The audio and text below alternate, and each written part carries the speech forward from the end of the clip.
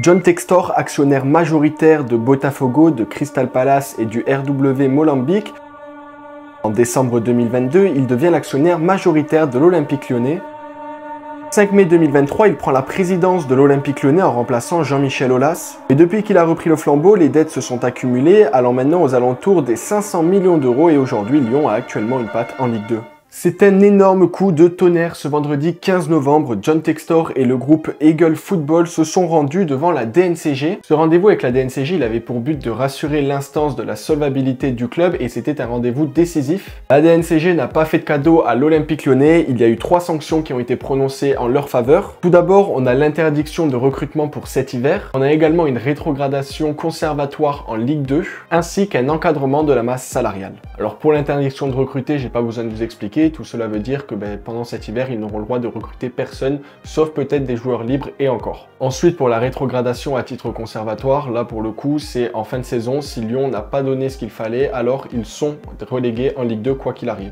Et enfin, l'encadrement de la masse salariale, c'est-à-dire que des personnes vont vérifier les finances du club pour que tout se porte bien. Mais alors, comment le club en est arrivé là ? Tout d'abord, il faut savoir qu'entre juillet et septembre 2023, l'OL avait une recette de 123,1 millions d'euros contre actuellement 66,1 millions d'euros. Donc vous avez pu voir que ça a énormément baissé. Alors ce résultat, il s'explique notamment par des rentrées d'argent liées au mercato estival 2024 en net recul par rapport à la saison dernière. Car cet été, l'OL a vendu pour 29,7 millions d'euros environ contre 90 millions d'euros, lors du mercato précédent. Quand je parle de mercato précédent, c'est le mercato estival 2023 et non le mercato hivernal 2024. Et un autre facteur qui n'a pas du tout aidé les finances de l'OL, c'est tout simplement que les droits TV pour le championnat français sont en baisse de 61%, donc imaginez l'impact que ça a sur eux. Par exemple, le 30 septembre, le club lyonnais n'avait reçu que 2,8 millions d'euros contre 7 millions d'euros la saison passée, donc il y a vraiment une énorme différence. Mais vu que l'OL joue l'Europa League, ils ont eu 6,3 millions d'euros de droits TV en plus. Et donc ça leur a permis d'un petit peu plus respirer, mais vous avez pu voir que au final ça n'a servi quasiment à rien puisqu'ils sont endettés.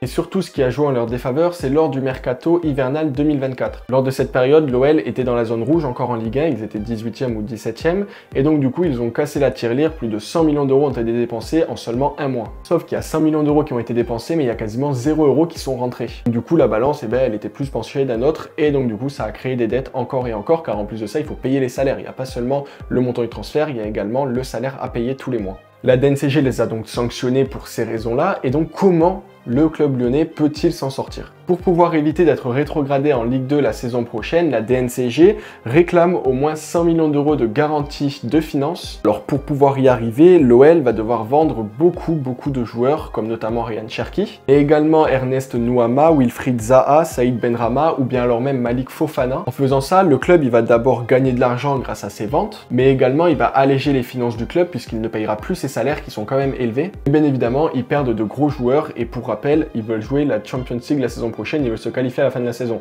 Donc pour le moment, ils sont ni qualifiés, ils vont perdre leurs joueurs et en plus de ça, ils vont descendre en Ligue 2. Mais attention, car des piliers du club pourraient également partir, comme Alexandre Lacazette et Corentin Tolisso, qui ont un salaire qui est très élevé pour le club, et donc du coup, ça pourrait les pousser vers la sortie. Ils ont un salaire d'environ 500 000 euros par mois. Et enfin, quelque chose qui ne pèse pas trop dans la balance, mais quand même, si le club lyonnais, à la fin de la saison, ils y arrivent à se qualifier en Champions League, ils pourraient remporter 18 millions d'euros, donc c'est toujours ça de prix. Et voilà, pour John Textor, le club ne sera pas relégué en Ligue 2, il dit, je cite, « Notre club ne sera pas relégué si nous n'atteignons pas nos objectifs financiers d'ici la fin de la saison, nous pourrions être relégués, ce n'est pas ce qui va se passer. » Bon, difficile de savoir si c'est du bluff ou non, car tout simplement, après qu'il soit sorti de la DNCG, il avait dit que tout s'était super bien passé et au final, le soir, il reçoit ça. Alors voilà, merci à tous d'avoir suivi cette vidéo, j'espère vous avoir éclairé sur ce sujet. N'hésite pas à t'abonner, à liker et à mettre en commentaire si oui ou non l'Olympique Lyonnais peut donner les 100 millions d'euros de garantie à la DNCG à la fin de la saison pour pouvoir se maintenir. Et nous, on se retrouve pour des prochaines vidéos ainsi que des shorts.